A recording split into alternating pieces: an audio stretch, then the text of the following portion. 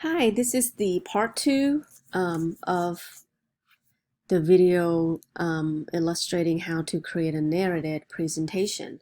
So the first part basically show you how to or what software you need, how you can operate the Screencast-O-Matic.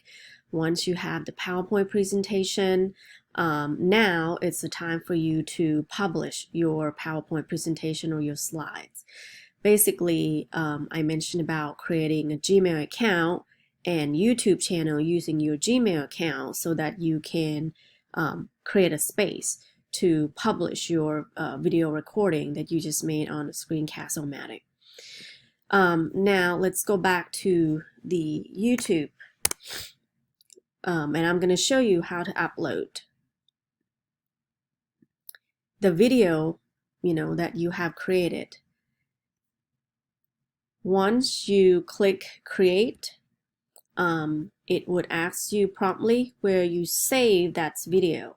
Now, quickly I'm going to tell you about how you save the video on the Screencast-O-Matic. Once you click done, when you're done recording, it will ask you what you want to do with your video. Always click the first one, the option one, which is save as video file. So you would have an opportunity to save the video file on your local computer. The second option was to upload on the Screencast-O-Matic website. But I think if you do that, you might have to pay, to store your file. So go ahead to save on your computer. Also, you would have an option to change your name and also select the folder. Okay, so once you click save as video file on your computer, make sure you type the name you want it to appear on your video file and where the folder you want to save is. Okay, let's say this one I save on the desktop and I type the title, how to create a video. Okay, let's say part 1. Since the video I'm recording now gonna be part 2. Well, it won't let me create.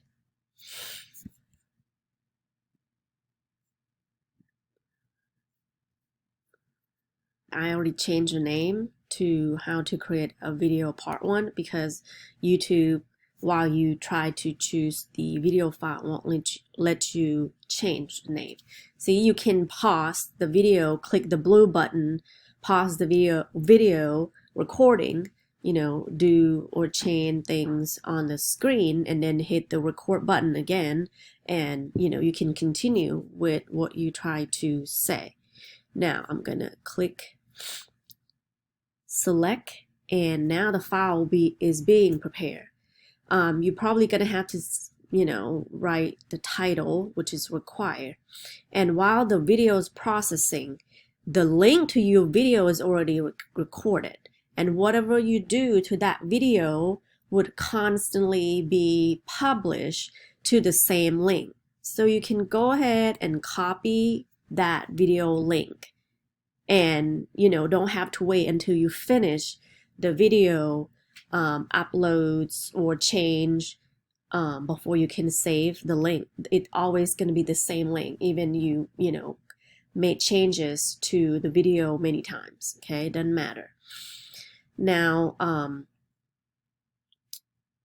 I think there are several things that they would ask you to select, like the title.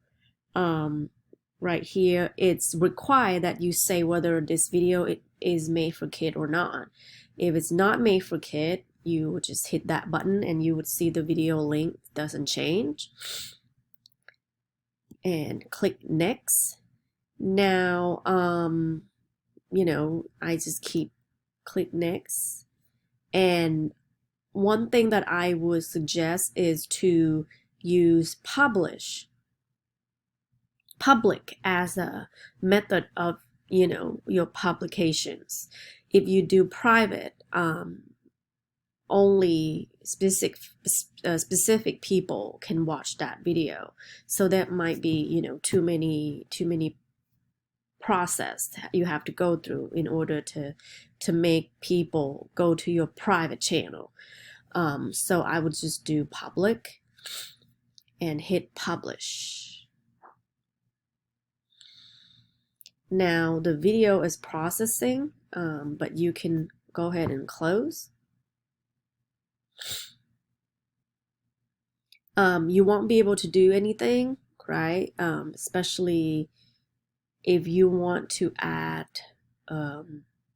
transcript to it, you have to wait a little bit. Okay.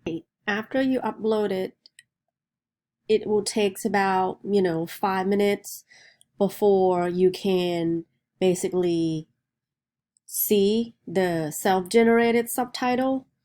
Basically, if you are on the studio channel dashboard, if you look on the left side of your page under your account, toward the end, at the bottom here, you will see subtitles. Okay, so it's look like a screen with something written at the bottom of the screen, and that's the icon you want to click. And you would see your video have been successfully uploaded. You would see under languages, and there's a drop-down menu of number of language has been generated. What you want it to show is English automatic. Okay, most video when it's uploaded, it will automatically set as English United States, unless you choose to do English UK or other language. But by default, normally it would be English United States. But once you upload it, it again take about 3 to 5 minutes for the video to self-generate the subtitles. Okay, so once you see that, you can click on the link to the video itself. Okay, see, you would see the automatic. Now, I would strongly advise you before sending the published version of your video to anyone to check your subtitle. So under this video, if I go back again, click on your video link. Okay, and then you would see the subtitle under English automatic as published because it's automatic. But you can avoid people from, reading the wrong subtitle. You click on the word publish, and basically it will take you to see the detailed transcription. See, for example, the transcript of the very first page on the part 1 video. I said, "Hi everyone, this is Sasikan Chatvidget Cook," but it would automatically translate whatever it hears, right? The computer here may not be correct, and you can actually change it easily without have to, manually type your transcript. So you want to change this. Go under this drop-down menu where it says actions.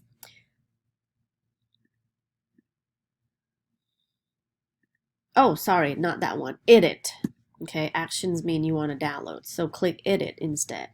Okay, so it would allow you to go in and change. Okay, and you can just go ahead and type it. And here is where it spell my name pretty much wrong. And you can make changes to it. Okay, to assist some of you that need some helps, right? So you can check spelling, you can basically check grammars. If you want to use this oral presentation as your submission for grades, you want to make sure that it's error-free, right?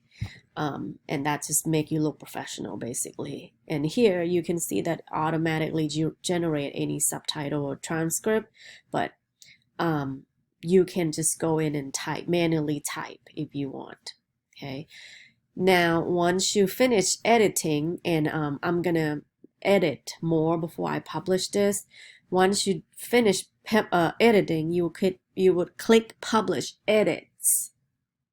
Okay, once you hit publish edits, the changes you have made will be applied to the video, and you would see as an example here, if you click play. Hi everyone, this is Sasikan Chat Widget Cook. I am creating this video to assist some of you that need some help with creating PowerPoint presentation.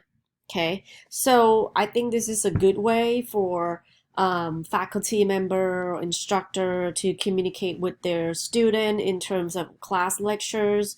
The student can watch this video anytime without having to, attend or go to an actual place. So this will be a very good method to communicate between instructor and student during the remote instruction courses. And if students have to submit their presentation, they can basically do exact same way. Now, again, you already have the link to the video that you copy paste earlier, but if you want to make sure to get to that video again, you can basically click here, right, and get the shareable link, for example, or you hit the video itself here, the link to your video, and that is ready for you to send.